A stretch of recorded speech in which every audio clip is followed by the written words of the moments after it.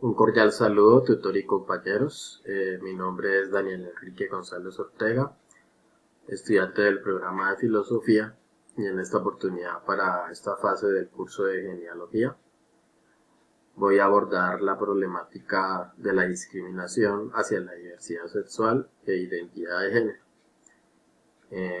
la cual analizo a partir de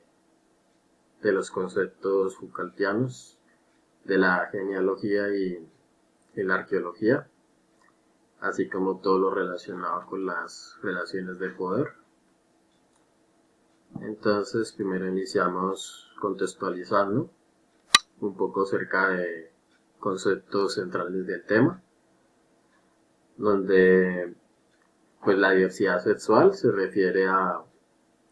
todas las posibilidades que tiene una persona de asumir, expresar y vivir su sexualidad de diversas maneras,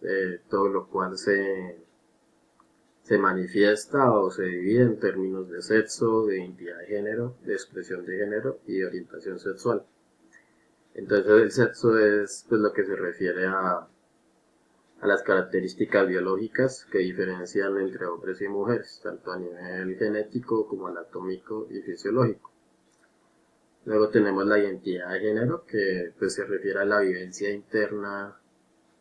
e individual de cómo se autopercibe cada persona, si como hombre o como mujer, o otras formas de manifestar el género, como pues, las personas transgénero, los de género no binario, que no se identifican eventualmente ni como mujeres ni como hombres, y el intergénero, que es como un punto intermedio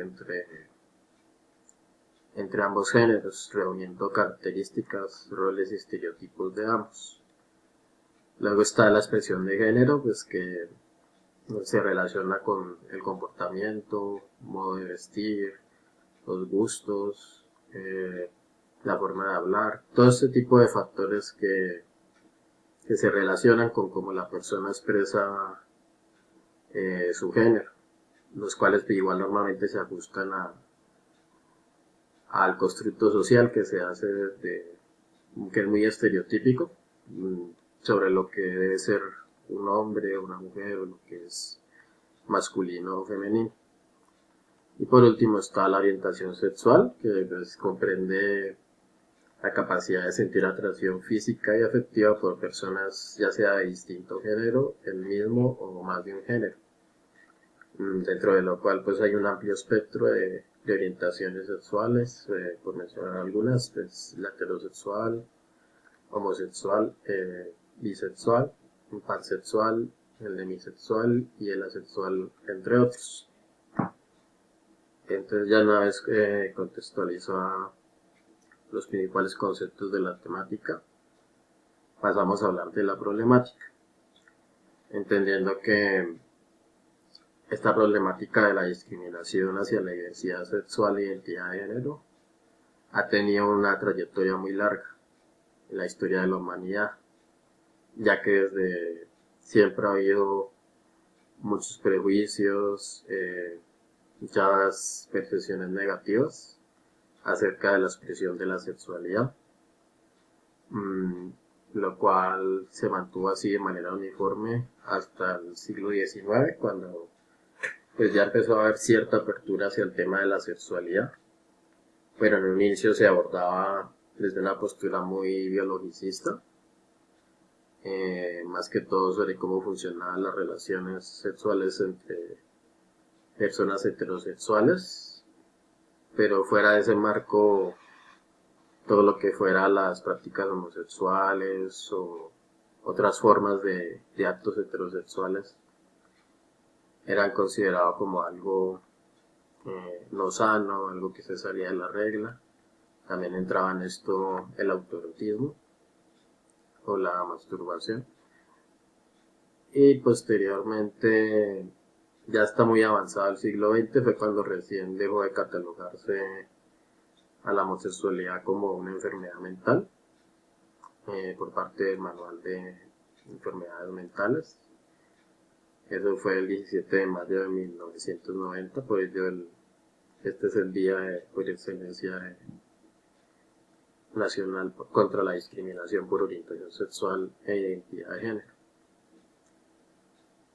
Pues sin embargo, pues aunque ha habido avances, todavía sigue habiendo muchos índices de discriminación pues que aún se mantienen.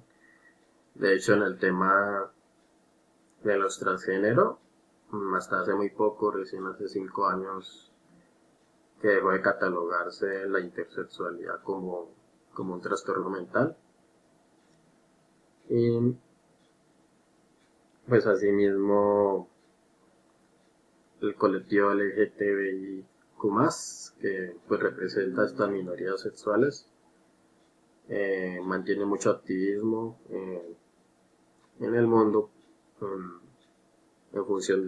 pues, de lograr sus derechos, pero aún incluso aunque las legislaciones de varios países hayan cambiado, la discriminación sigue muy implícita en el diario vivir de estas personas. Entonces se les discrimina pues a nivel laboral, a nivel personal, eh, en diversos ámbitos. Aunque las leyes muchas veces digan otra cosa, la sociedad sigue manteniendo cierto prejuicio, cierta falta de comprensión ante la diversidad sexual y identidad de género. Entonces, pero esto sigue siendo un problema. Básicamente tenemos algunos ejemplos claros de cómo esta problemática sigue tan presente hoy en día, como es el caso más reciente de la disposición del gobierno de Donald Trump en Estados Unidos, donde legislativamente asegura que solo reconocerá los géneros tradicionales de masculino y femenino, dejando totalmente excluida a las personas trans y a las no binarias, y asimismo pues afectando en conjunto la protección de los derechos de las minorías sexuales y cualquier minoría en general, ya que ha buscado erradicar todas las instancias que se encargaban de proteger y garantizar estos derechos, pues lo cual representa un retroceso en los avances que se habían tenido frente al reconocimiento de estos derechos, frente a la diversidad sexual.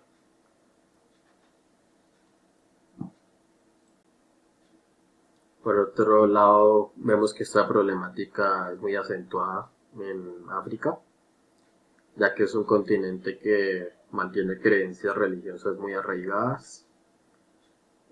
algo que promueve esta discriminación y esta agresión por parte de los gobiernos. Por eso se habla en este contexto de una homofobia de Estado, siendo la mayoría de países pues mantienen una baja aceptación de la diversidad sexual y normalmente la criminalizan, ya sea con cárcel o incluso llegando a extremos como la pena de muerte. Y pues es preocupante porque, pues de acuerdo a las estadísticas, hay en total un 59% de los países en África, que lo cual representa a 32 países de 54 que criminalizan las conductas homosexuales o cualquier otra forma de expresión de género. Entonces de plano es algo muy complicado, ya que no hay ninguna apertura a reconocer los derechos de estas minorías, pues representando un atraso grande pues en relación a otras partes del mundo, tal como se puede ver acá. Pues un alto índice de los países en rojo que ponen la pena de prisión perpetua o 10 años en adelante. Y los que están en este color vino tinto son aquellos que aplican todavía la pena de muerte, mientras que hay hasta 8 años de prisión en los países que están en naranja, y pues son muy pocos aún los que ya tienen cierta protección hacia estos derechos, pero pues son progresistas en relación a los demás, como Sudáfrica y Angola. Entonces esto es como presentar un panorama general de cómo esta problemática es tan grande y común en África. Entonces, pues esta es una problemática a la que, aplicándole un análisis genealógico, podemos encontrar que al abordar la genealogía, todo lo que tiene que ver con el ejercicio y la práctica del poder, y por otro lado el saber histórico, un primer paso es analizar los discursos que han conllevado a que haya esta discriminación hacia la diversidad sexual y hacia la identidad de género,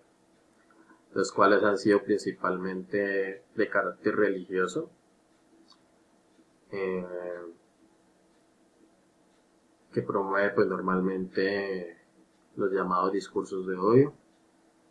es decir, que en estos enunciados, que podría estudiar el método arqueológico y el genealógico, se podría hallar pues la raíz de estos prejuicios, de esta discriminación, ya que pues desde la arqueología se puede estudiar cuáles han sido las fuerzas de dominación que han influenciado determinados discursos, ya que pues de hecho en el pasado, si vemos otras culturas como la antigua Grecia, e incluso algunas tribus indígenas, las conductas homosexuales o ciertos aspectos que pues dentro de la homofobia serán categorizadas como algo que es contrario a las normas de género tradicional. Antes todo eso era visto como normal, no había polémicas ni problemas, pero esto cambió mucho a raíz del discurso religioso. Y es ahí donde la genealogía sirve como una manera de evidenciar una problemática que se ha querido ignorar o silenciar en ciertas naciones del mundo, como ocurre en África, donde se asegura, por ejemplo, que la diversidad sexual es un mal que les han llevado a ellos los occidentales,